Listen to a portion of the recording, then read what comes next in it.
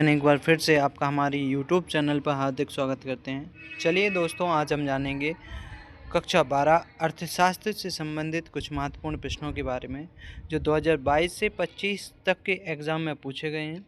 तो चलिए आज एक नए सेशन के साथ आपका शुभारंभ करते हैं।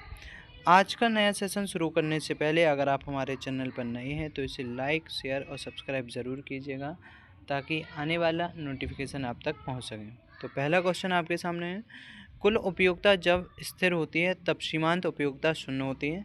एक फर्म का उत्पादन फलन आगतों एवं निर्गतों में संबंध होता है। भारत में वित्तीय वर्ष की अवधि 1 अप्रैल से 31 मार्च तक होती है। सीमांत उपभोग प्रवृत्ति का यहाँ पर सूत्र लिखा हुआ है, इसे आपको ध्यान रखना है। कीमत स्वीकार व्यवहार पूर्ण प्रतियोगिता की विशेषता है।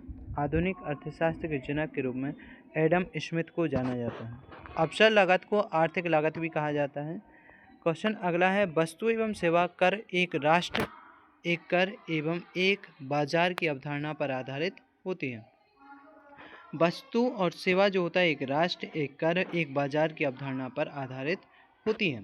किसी वस्तु अथवा सेवा की सरकार द्वारा निर्धारित कीमत की ऊपरी सीमा को उच्चतम कीमत कहा जाता है, जो सरकार द्वारा निर्धारित होती है। ठीक है। क्वेश्चन अगला है, पूर्ण प्रतियोगिता में प्रत्येक फर्म समस्त या एकस्व वस्तु का उत्पादन एवं विक्रय करती है। 11वें नंबर का क्वेश्चन है, अल्पाधिकार में विक्रेताओं की संख्या बहुत कम होती है। विदेशी विनिमय दर को फॉरेक्स कहा जाता है। संतुलित बजट में आय व्यय की राशि बराबर होती है। भारत का केंद्रीय bank reserve bank of India है। औसत संप्राप्ति बराबर कुल आगम बटे मात्रा होती है। भारतीय रिजर्व बैंक बैंकों का अंतिम ऋणदाता होता है। भारतीय रिजर्व बैंक जो होता है बैंकों को अंतिम ऋणदाता के रूप में माना जाता है, क्योंकि वह ही ऐसा होता है जो बैंकों को ऋण प्रदान करता है। प्रत्यक्ष कर में निगम कर, संपत्ति कर शामिल होते हैं। प्रभावपूर्ण मांग की अवधारणा केन्स के द्वारा दी गई थी। दो अनधिमान वक्र एक दूसरे को कभी नहीं काटते हैं। बाजार मांग वक्र और औसत संप्राप्ति वक्र होती हैं। स्थापन्य वस्तुएं चाय और कॉफ़ी होती हैं। पूरक वस्तुएं कार एवं पेट्रोल मानी जाती हैं। मूल्य ह्रास प्रतिस्थापन व्यय होता है। अंतिम वस्तुएं अंतिम उपभोक्ता होती हैं। किन्स का आय विश्लेषण अल्पकालीन होता है। निवेश भौतिक पूंजी स्टॉक होता है। क्वेश्चन नंबर 27 है, विश्व बैंक की स्थापना 1944 में हुई थी। किसी वस्तु की मांग एवं कीमत में ऋणात्मक संबंध होता है। जो वस्तु होती है उसकी मांग और कीमत जो होता है उसमें ऋणात्मक संबंध माना जाता है।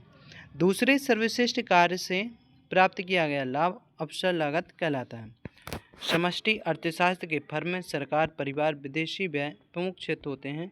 यह जो होते हैं प्रमुख विदेशी क्षेत्र माने जाते हैं। श्रम बाजार में मजदूरी दर का निर्धारण श्रम की मांग व श्रम की पूर्ति के द्वारा होता है। किन्स के सिद्धांत का संबंध प्रभावपूर्ण मांग बचत प्रवृत्ति से होता है। बचत रेखा ढाल की प्रवणता P2 बटे P1 होती है। भारत में 1 रुपये का note reserve bank of India निर्गमित करता है। अवसर लागत अगले श्रेष्ठ विकल्प त्याग की लागत होती है। गैर कर राजस्व उधारी होती है। स्थिर लागत शून्य नहीं हो सकती है। व्यष्टि अर्थशास्त्र संबंधित व्यक्तिगत मात्राओं से है। जीएसटी की जो मानक दर होती है वह 18% होती है। उत्पादन के साधन 5 होते हैं। पूर्ण प्रतियोगिता में विक्रेता समरूप वस्तुओं को बेचता है। पूर्ण प्रतियोगिता में जो भी विक्रेता होगा वह हमेशा समरूप वस्तुओं को ही बेचेगा।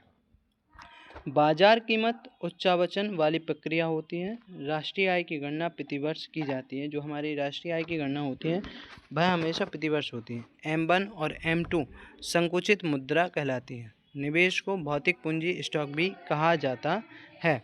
विदेशी विनिमय दर को फॉरेक्स दर भी कहा जाता है। गिफिन वस्तुओं पर मांग का नियम लागू नहीं होता। जो गिफिन वस्तुएं होती हैं उन पर कभी भी मांग का नियम लागू नहीं होता। स्थिर लागत को पूरक लागत भी कहा जाता है। अगला क्वेश्चन है, परिवर्तनशील लागत शून्य हो सकती है। पूर्ण प्रतिस्पर्धा में बड़ी संख्या में क्रेता विक्रेता होता है। पूर्ण रोजगार का आशय शून्य बेरोजगारी से भी होता है। विवाह समयावधि होती है। MPS सीमांत उपभोग प्रवृत्ति कहलाती हैं। मोटे अनाज निम्न स्तरीय वस्तुएं होती हैं। स्टॉक निश्चित समय के लिए होता है। स्टॉक जो होता है हमेशा निश्चित समय के लिए होता है। बजट रेखा की प्रवणता ऋणात्मक होती है। क्वेश्चन नंबर 57 APC C/Y होता है। त्रुटि और लोभ किसे कहते हैं, इसका आंसर आपको निकालना है। न्यूनतम समर्थन मूल्य किसके द्वारा निर्धारित किया जाता है, इसका आंसर भी आपको निकालना है।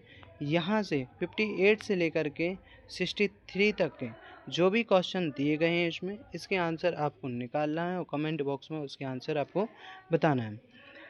क्वेश्चन अगला है, मुद्रास्फीति किसे कहते हैं, राष्ट्रीय आय गणना की विधियों के नाम लिखिए, सीमांत उपभोग प्रवृत्ति किसे कहते हैं, और अंतिम क्वेश्चन, प्रत्याशित निवेश किसे कहा जाता है। यह क्वेश्चन के आंसर आपको निकालना है और कमेंट बॉक्स में उसके आंसर आपको लिखना है।